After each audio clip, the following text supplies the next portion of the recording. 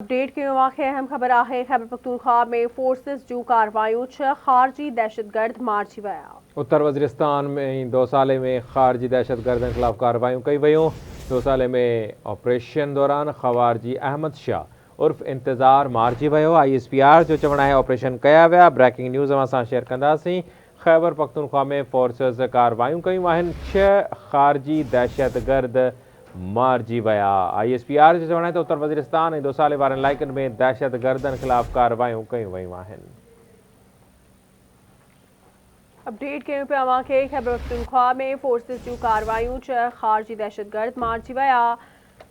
2 साली में ऑपरेशन दौरान खारजी अहमद शाह उर्फ इंतज़ार मारिजी वियो आहे। सिक्योरिटी फोर्सेस दहशतगर्दनि जी पाकिस्तान में दाख़िल थियण जी कोशिश खे नाकाम बणायो।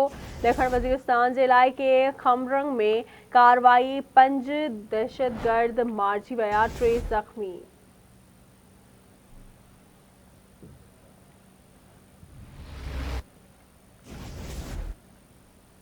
वधीक ख़बरूं शामिल कंदासीं ब्रेक खां पोइ।